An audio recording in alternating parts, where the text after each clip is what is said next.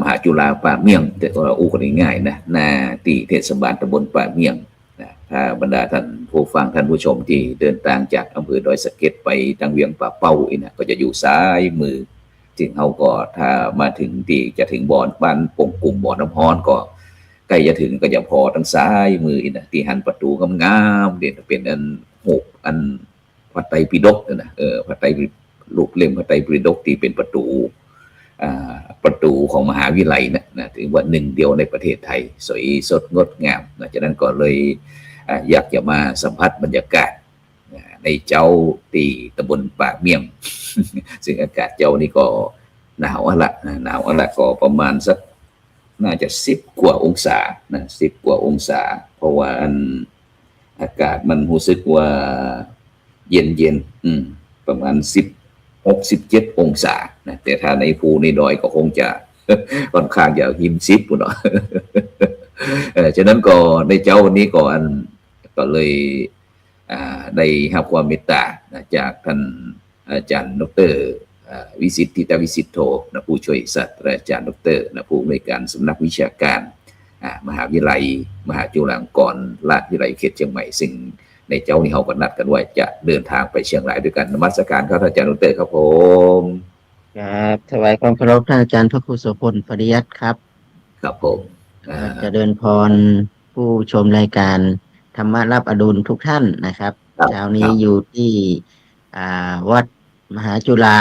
ศรีวิชัยารามเนาะสถานที่ปฏิบัติธรรมของมหาวิทยาลัยหรือเป็นที่ตั้งของมหาวิทยาลัยมหาจุฬาลงกรณราชวิทยาลัยวิเขตเชียงใหม่แห่งใหม่นะครับ900 กว่าไร่อาจารย์นพโสพลครับภูเขาแห่งความภูเขาแห่งความสุขถ้าเกิดว่าช่วงนี้บรรยากาศเจ้านี้อาจารย์พระครูจะเห็นว่าบรรยากาศเย็นนะเย็นสบายมานะครับมันเป็นทางผ่านไปทางเชียงรายเนาะไปเชียงรายไปพะเยานะครับแล้วก็รู้สึกว่ามันบอกวุ่นวายเนาะเหมือนในเมืองเหมือนถ้าในเมืองนี่เราดูแล้วมันความวุ่นวายแต่ถ้าเกิดว่าใครอยากปีกวิเวกห่างจากความวุ่นวายนะมาอยู่ทางแถวดอยสะเก็ดนี่พี่น้องหรือเจ้าดอยสะเก็ดเนี่ยเปิ้นมีสุขภาพดีเพราะว่าดูแล้วเปิ้นอายุยืนเนาะอายุยืนเขาหันเลยคนเฒ่าคนแก่นี่ทางดอยสะเก็ดนี่เปิ้นมีสิ่งแวดล้อมเนาะธรรมชาติอันนี้เป็นสิ่งที่ดูแล้วเนี่ยถ้าแล้วที่เขามาอยู่ที่มหาจุฬานี่นะเราได้สัมผัสความอุดมสมบูรณ์ภายใต้ธรรมชาติแห่งภูเขาหรือที่ดอยสะเก็ดที่เขาอู้ถึงนี่นะอันนี้เป็นพื้นที่แดงน้ำเป็นต้นน้ำแล้วก็มีธรรมชาติตลอดถึงมองไปสิ่งแวดล้อมรอบๆเขานี่นะแต่นกไฟก็ไฟหาหน่อยบรรยากาศแบบนี้นะไฟก็ไฟหาอยากจะพบอยากเจอแต่ก่อนที่เขาจะอู้กันเดี๋ยวขออนุญาตประชาสัมพันธ์ข่าวตั้งคณะสงฆ์สักหน่อยหนึ่งเนาะ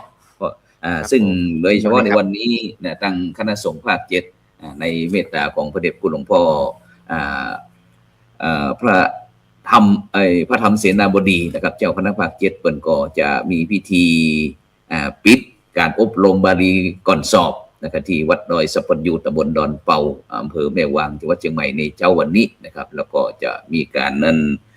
ถวายมอบพระบัญชาแต่งตั้งคณะครูบาอาจารย์ที่ได้รับพระมหากรุณาจากสมเด็จพระสังฆราชที่วัดดอยสัปปัญญูตำบลดอนเป่าอำเภอแม่วางจังหวัดเชียงใหม่แล้วก็หลังจากนั้นท่านอาจารย์ครับก็จะถึงโหมดสอบบาลีสนามหลวงแล้วนะครับเพราะว่าในจังหวัดเชียงใหม่ของเฮานี่ก็วันที่3 สนามสอบด้วยกันครับสนามสอบที่1วัดพระสิงห์วรมหาวิหารสนามสอบที่2วัดตาตอนนะครับพระอารามหลวงแล้วก็สนามที่3นี่ก็วัดพระธาตุสีจอมทองวรวิหารนะครับ3 สนามสอบซึ่งก็ปีนี้ก็จะเริ่มสอบบาลีบรรห้องมาสอบครั้งที่2นะครับก็จะเป็นวันที่12 13 14นะครับ12 13 14นะครับฉะนั้นก็หลังจากที่เราจะเดินทางทำปฏิบัติศาสนกิจแล้วก็ต้องกลับมาปฏิบัติภารกิจครับแล้วก็คราวนึงก็จะในเมตตาของพระเดชคุณหลวงพ่อพระเทพรัตนานายกนะครับที่ได้จะ นิมนต์แล้วก็เจริญพรเชิญชวนทำบุญฉลองปอยหลวงนะครับพระวิหารพระเจ้าละโวนะครับแล้วก็อาคารพิพิธภัณฑ์วัดพระธาตุธาริพุนชัยวรมหาวิหารอำเภอเมืองลำพูนจังหวัดลำพูนนะครับระหว่างวันที่15-16ก็คือหลังจากที่เซตจากสอบบาลีแล้วครับอาจารย์ครับเนี่ยจากนั้นก็บรรดาพี่น้องพุทธศาสนิกชนเด้อนะกำหนดการวันที่15 กุมภาพันธ์นี้แรม13 ค่ำนะเดือน5เหนือนะก็ตั้งแต่เวลา 13 นาฬิกาบ่ายโมงเป็นต้นไปก็มีพิธีบวงสรวงเทพธิดานะวันนี้เวลา 14 นาฬิกาหรือว่าบ่าย 2 โมงก็จะมีพิธีทำบุญทักษิณานุปทานนะอุทิศถวายแก่อดีตเจ้าอาวาสรองเจ้าอาวาสผู้ช่วยเจ้าอาวาสนะพระสงฆ์สามเณรอุบาสกอุบาสิกาพุทธศาสนิกชนผู้อุปถัมภ์วัดนะนิมนต์พระสงฆ์180 รูปสวดธรรมนิยามนะครับแล้วก็พระสงฆ์180 รูปนะสวดมาติกานะครับนี่เวลาบ่าย 2 โมงนะครับแล้วก็บ่าย6 โมงแรงนะครับก็จะมีพิธีอบรมสมโภชนะพุทธาภิเษกนะพระเจ้าละโวนะครับแล้วก็วัตถุมงคลนะครับแล้วก็พระสงฆ์พิธีเจริญพระพุทธมนต์สวดมนต์ตันนะครับแสดงพระธรรมเทศนาพุทธาภิเษกปฐมสมโภชนะแล้วก็พุทธาภิเษกแล้วก็คณะสวดเบิกนะครับนี่วันที่15 กุมภาพันธ์16 กุมภาพันธ์นี่ก็ตอนเช้าครับ7 โมงเช้าก็พิธีทำบุญตักบาตรเนื่องในวันพระนะครับ14 ค่ำนะเดือน5เหมือนกันนะครับแล้วก็10 โมงก็พิธีเจริญพุทธมนต์พระสงฆ์จำนวน199 รูปนะครับเจริญพระพุทธมนต์นะครับแล้วก็ถวายพระทหารเพลนะครับพระสงฆ์อนุโมทนากับเป็นเสร็จพิธีนะครับแล้วก็บ่าย4 โมงนะครับ16 นาฬิกาหรือบ่าย4 โมงเป็นต้นไปกันหัววัดต่างๆคว้ากินคว้าตานนะครับก็มาร่วมทำบุญกันนะครับแล้วก็เวลา 5 โมงก็พิธีเจริญพุทธมนต์สมโภชนะครับพระวิหารพระเจ้าละโวนะครับแล้วก็อาคารพิพิธภัณฑ์นะครับที่วัดพระธาตุธาริพุนชัยนิมนต์พระสังฆเจ้า209 รูปนะครับเจริญพุทธมนต์นะครับฉะนั้นก็ขอเชิญชวนคณะสัตยาญาติโยมพุทธศาสนิกชนตึงเชียงใหม่ลำพูนลำปางใกล้เคียงนะครับร่วมทำบุญในครั้งนี้นะครับโดยพร้อมเพรียงกันนะครับนี่ก็ในเมตตาของหลวงพ่อพระเทพรัตนนายกนะครับเจ้าคณะจังหวัดลำพูนเจ้าอาวาสวัดพระธาตุธาริพุนชัยวรมหาวิหารนะครับประธานคณะกรรมการโครงการหมู่บ้านรักษาศีล 5ครับที่เมตตาได้ช่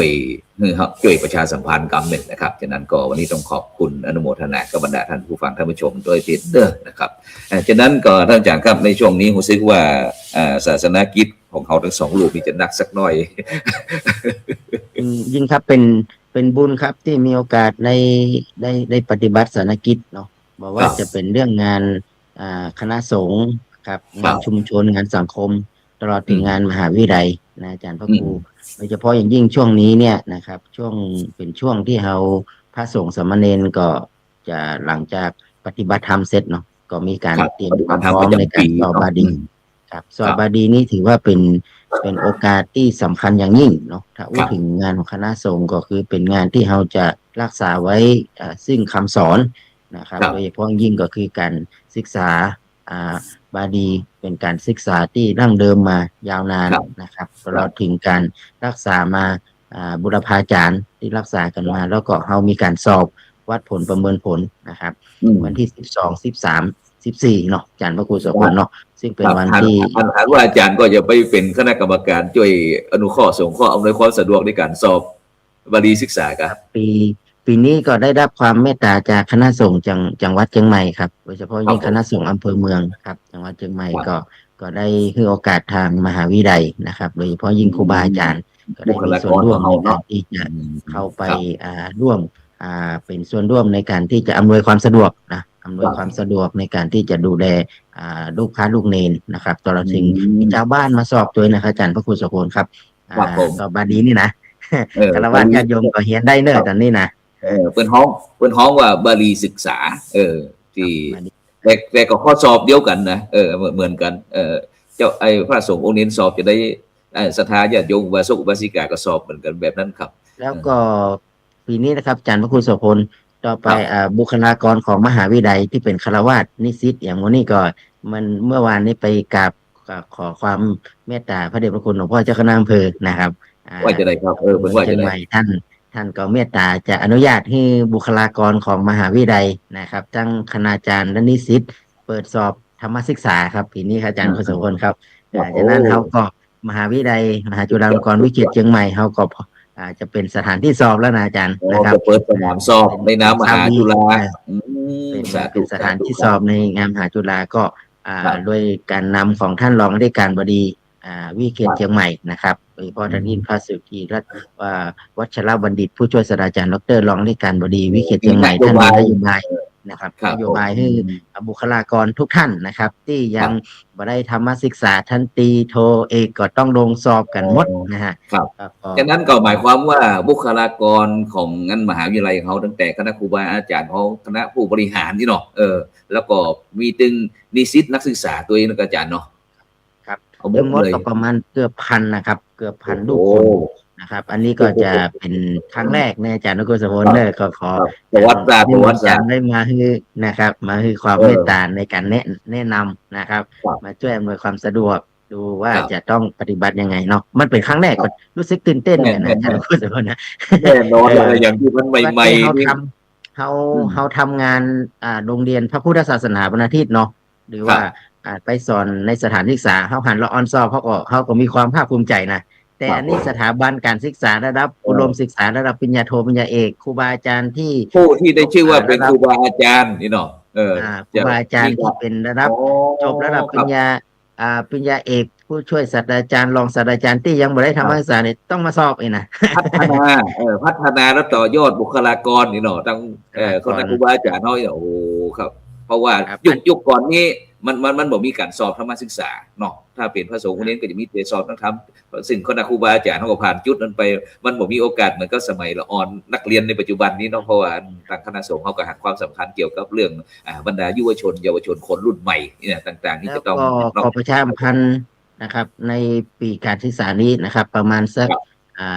น่าจะเปิดเทอมนี้ก็เขาก็จะเปิดเพื่อญาติโยมมาเรียนธรรมศาสตร์ด้วยนะอาจารย์นกุลสมบูรณ์สำนักวิชาการนะครับเพื่อใครสนใจจะมาสอบธรรมศึกษาร่วมกับบุคลากรของมหาวิทยาลัยนี่นะทั่วๆไปแจ้งได้แจ้งความประสงค์ได้แล้วก็ทุกวันอาทิตย์ครับเขาก็มีการจะจัดให้มีการเรียนธรรมศึกษานะครับครับฆราวาสญาติโยมนะพร้อมกับบุคลากรของมหาวิทยาลัยด้วยนอกจากที่จะมีเรียนธรรมศึกษาแล้วหันว่าจะมีเรื่องการเปิดโอกาสให้พี่น้องประชาชนทั่วไปได้มาปฏิบัติธรรมเจริญจิตภาวนาโดยกันหรือว่าจะได้ครับก็เป็นโครงการจริงๆแล้วเนี่ยเรื่องของวิปัสสนานะครับเราก็เปิดเป็นประจำแล้วอาจารย์มงคลโสพลทุกวันอาทิตย์นะครับทางสำนักวิชาการก็มีอำนวยความสะดวกให้กับญาติโยมมาปฏิบัติทุกปีเราปฏิบัติช่วงเข้าพรรษาครับอาจารย์มงคลโสพลครับแต่ตอนนี้จะขยายโอกาสเหมือนกับมีญาติโยมเรียกร้องเหมือนคนปฏิบัติธรรมบอกว่าเมื่อใดเราจะได้ใจปฏิบัติธรรมอย่างต่อเนื่องเนาะเพราะว่าแค่3 เดือนนี่มันเมินแล้วไปหรอสำหรับคนนักปฏิบัติเราอยากจะให้มันต่อเนื่องขยับเป็น6 เดือนได้ก็อีกนะครับก็เลยเมื่อวานนี้ได้เข้าไปกราบ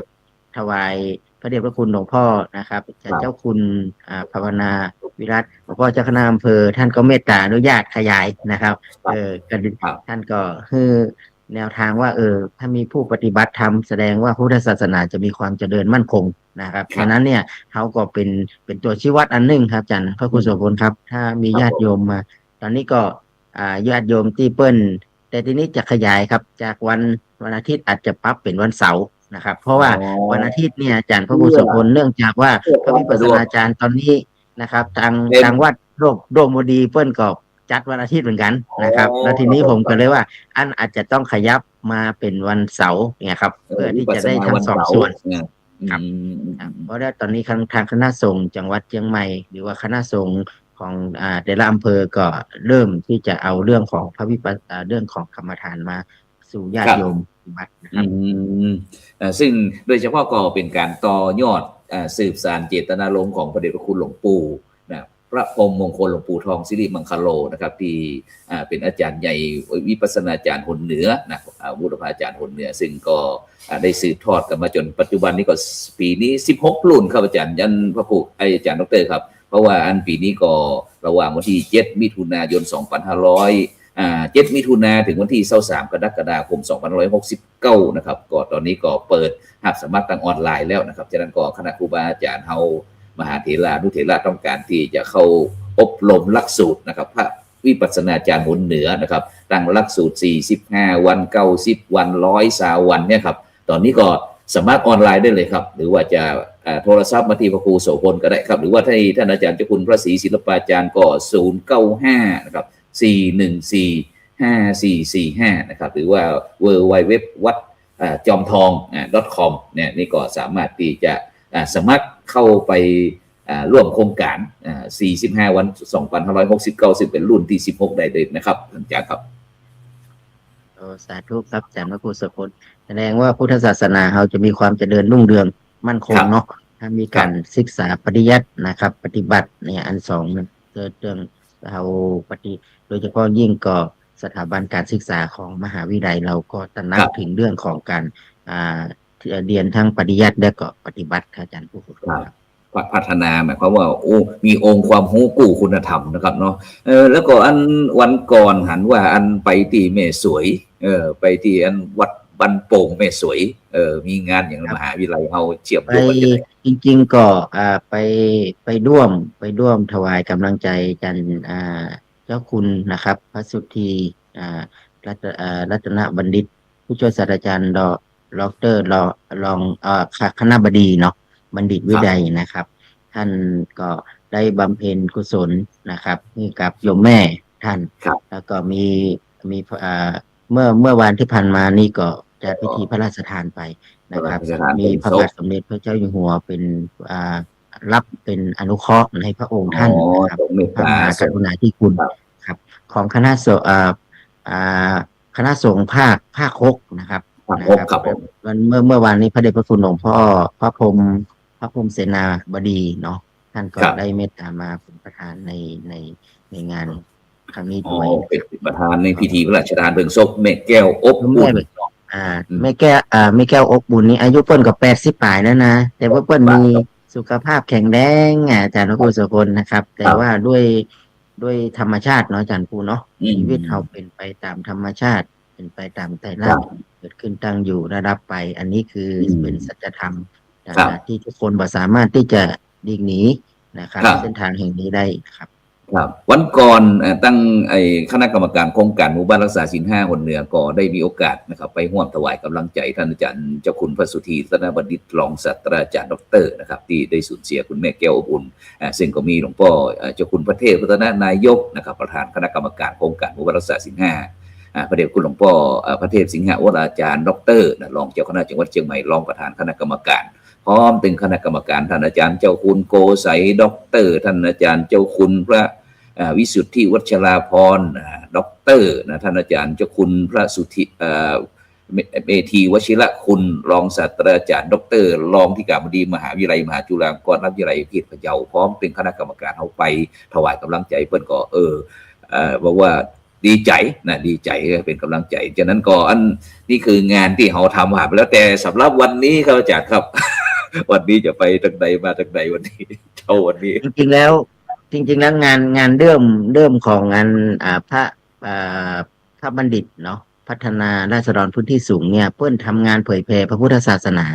นะครับในพื้นที่ของ 3-4 จังหวัดด้วยกันก็มีฮ่องสอนเชียงใหม่ลำพูนท้ายถ้าถึงเรื่องพระบัณฑิตอาสาพระบัณฑิตพัฒนาที่ราบสูงพี่น้องเจ้าเขานะครับคล้ายๆกับพระธรรมจาริกตีวัดเบญจมาบพิตรนั่นก็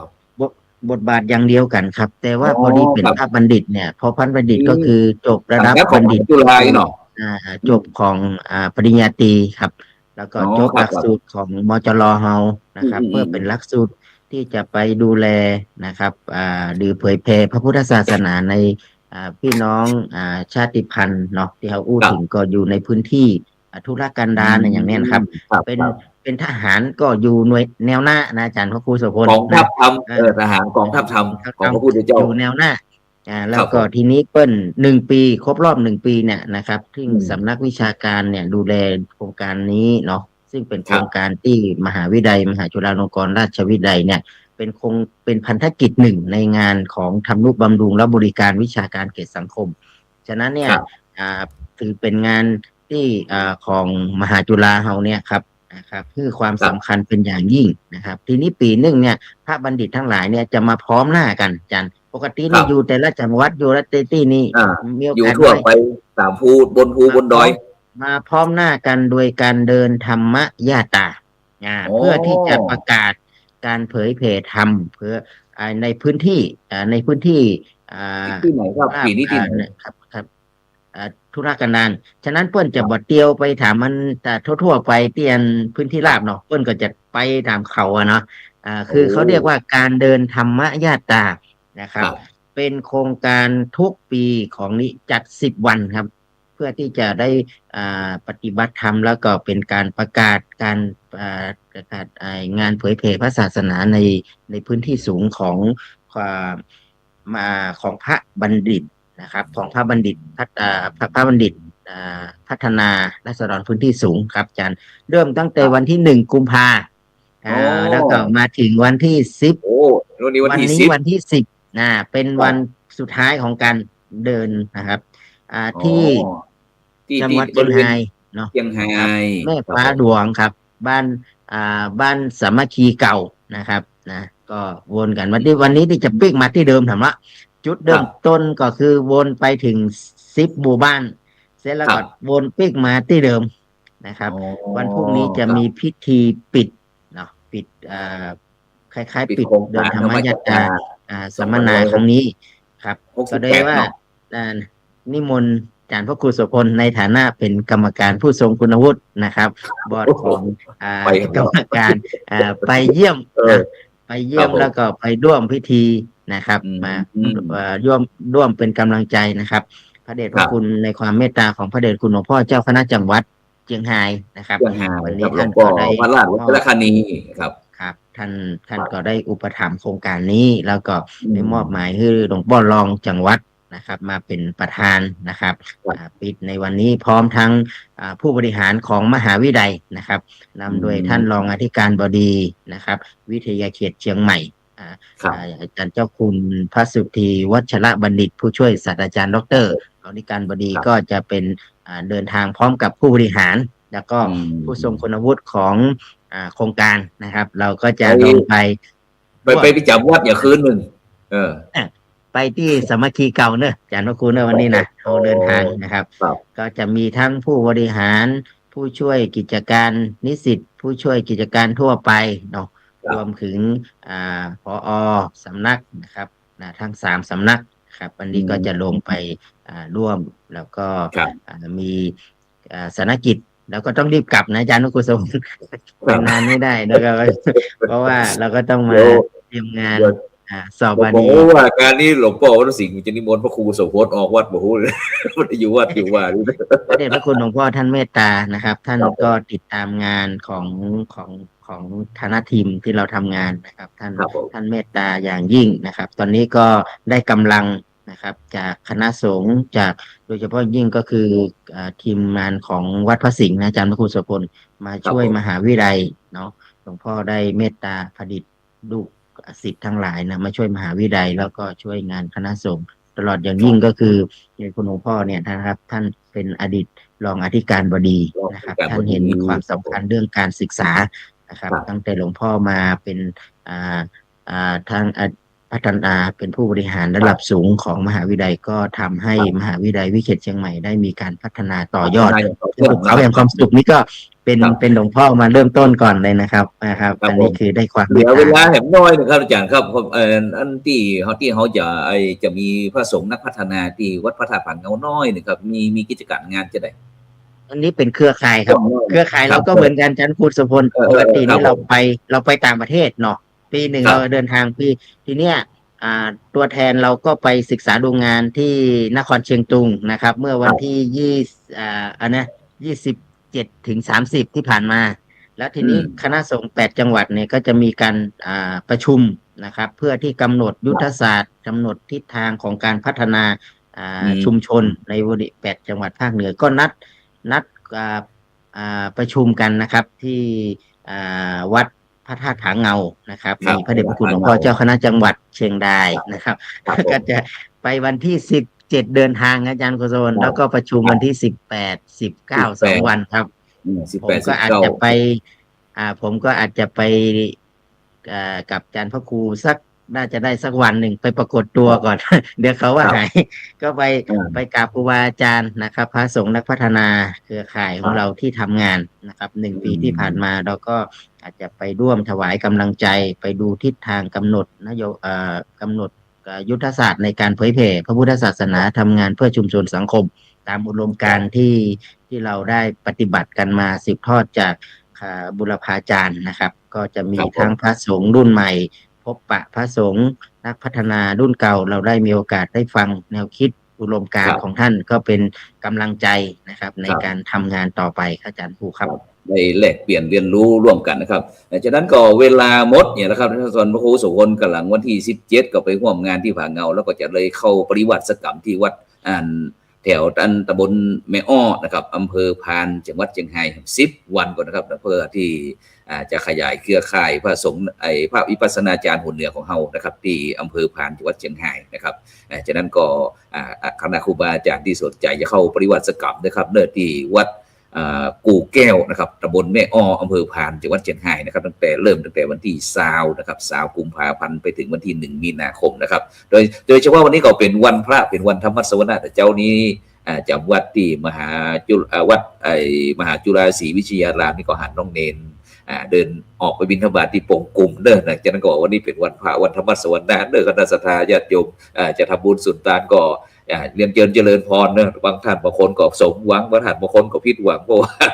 กำลังบางคนก็ดีใจบางคนเสียใจเพราะว่ากำลังผ่านจากการนั้นคัดเลือกตั้งทั่วไปนะแต่ผ่านไปก็ขอเป็นกำลังใจนะคือก็พ่อแม่พี่น้องประชาชนคนไทยของเขานะซึ่งเขาก็ตามคำนองของธรรมเนาะมีหนทางไหนที่จะพัฒนาประเทศชาติของเขาคือมีความยั่งยืนโดยมีหลักธรรมในทางพุทธศาสนาควบคู่ไปกับเรื่องการเมืองการปกครองต่างก็จะทำให้เขามีความสุขแบบยั่งยืนนั่นเองฉะนั้นก่อนในเจ้านี้เวลาหมดเวลาเข้าอาจารย์ดรครับนะครับรายการเราอยากบรรดาท่านผู้ฟังไปก่อนครับนิมนต์ท่านอาจารย์นั้นบั่นปอนคือคณะสัตยาญาติโยมน้อยหนึ่งพร้อมด้วยโดยชัยให้กับญาติโยมนะครับวันนี้เป็นวันพระเป็นวันธรรมสวนะคิดสิ่งใดปรารถนาสิ่งใดก็ขอให้สมความมุ่งมา่ปรารถนาทุกท่านทุกคนเนอขอเจริญพรอายุวันโนสุขัง